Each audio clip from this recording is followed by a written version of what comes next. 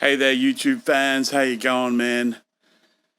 Hey, this morning I was recording my exercise video, and it's just complete mess. So I'll have to try and use my camera next time and see how we go next time. But I wanted to talk to you today a bit about this whole.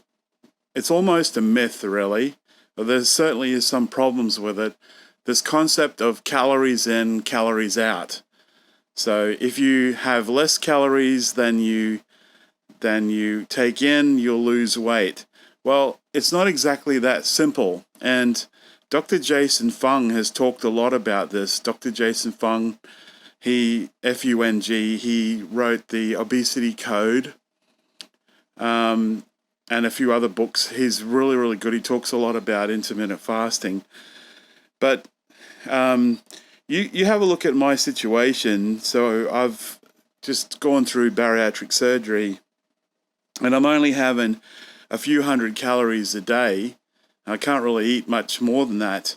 And I'm at a weight loss stall again at about 144 kilograms, which is about 318 pounds. And there could be some reasons for that, including putting back on some muscle, which is great.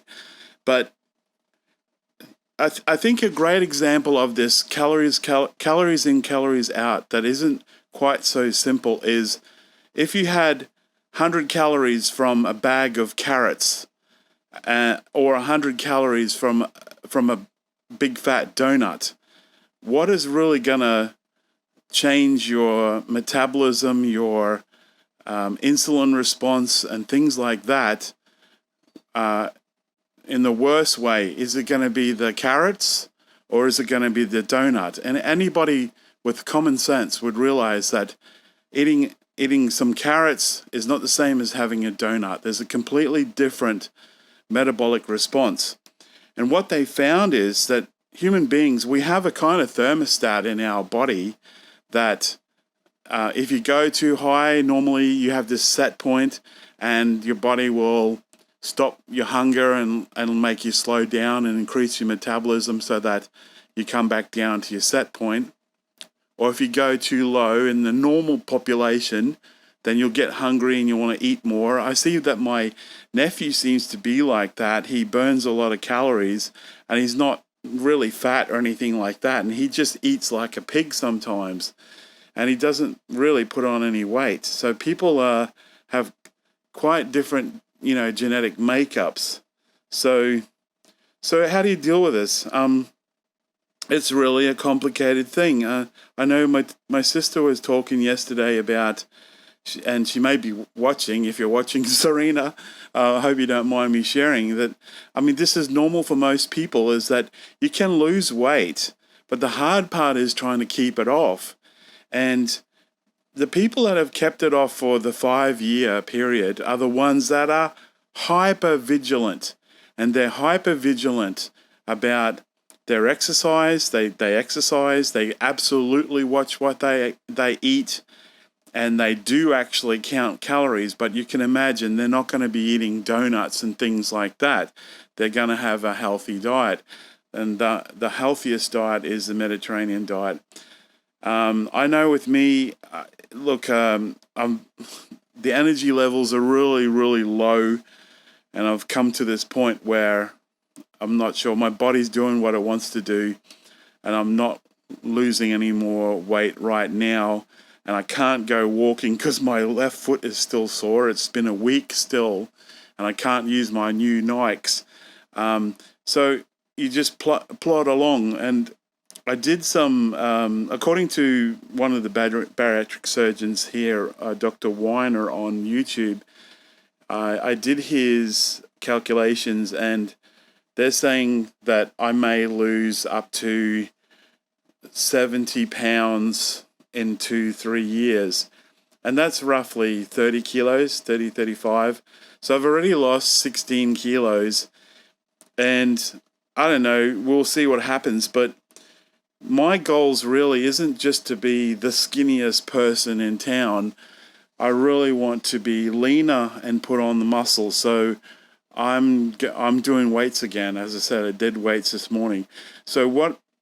I mean, I have to work around my disabilities and my limitations and the weight limits that I've got, because I'm not supposed to lift anything heavy. But hopefully, the next time I train, I do weights, I will include you guys in that and just show you what I've done and how I've worked around it. Now, my technique I noticed on the videos this morning is not great because, for example, I have a titanium shoulder and arm, and I can't just, do my arm like this or something like that with that shoulder. It only comes up to about 45 degrees, so I have to work around it. But I will try and dig out the good Canon camera and possibly take you guys along on that journey. So I think the other thing is, this is really important. There's a couple of other points that I'll talk about before I go. It seems like basically don't ever get fat.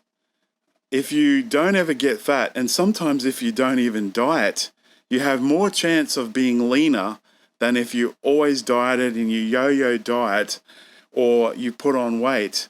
And the longer you put on the weight, the harder it is to come off and keep off. So people that diet, it looks like you have to be in a permanent calorie deficit to what you were before. I mean, a permanent lower calorie level than what you were before. So say, for example, 2,000 calories is your maintenance level, okay, where you don't gain weight, you don't lose weight. But if you diet, you may have to stay at 1,500 calories for the rest of your life, because according to the scientists, that lesser need for calories doesn't seem to go away. So if you've dieted and then you go and eat 2,000 calories, it actually represents a 500 calorie overeat. So you can put weight back on. This is how adaptive the human body is, how controlling it is, and how annoying it is for people like us who want to lose weight. There's really no simple answer. And, I personally have made the decision to have a gastric sleeve because for me, I tried everything, and, I've just had a square of like shepherd's pie about this size, and a little bit of yogurt on top, and you're not supposed to drink with your meal. And I am very, very full. I feel like I'm pregnant. So that kind of small portion control will obviously help in the long run. All right, so those are some of the things to think about. There's really no simple solution. I think really the bottom line is to eat a Mediterranean diet, a healthy, nutritious diet, to stay away from the processed foods, and to get the exercise in. Now, the exercise is there to lower your blood sugars, to improve your cardiovascular fitness, and to improve your muscle mass. Now, it may not absolutely be there to lose weight, by the way. It's not the best tool, allegedly, to lose weight. But I know for me personally, I started to lose a lot of muscle tone, get a lot of weakness, lose a lot of size, and my legs started to be too weak. And it's really rehabilitation for me personally, is what I get out of exercise.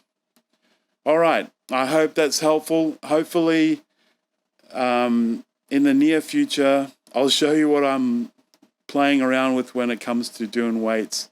I have a 3-day split up of body parts, and I don't have a gym here, and it's too early to use a gym for me, so I'm just using free weights, dumbbells. And hopefully I will do a video on that, and we'll use the good Canon camera I think I have. We'll pull that out and see how we go.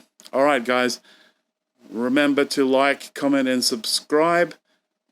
Teacher Cell out. Take care.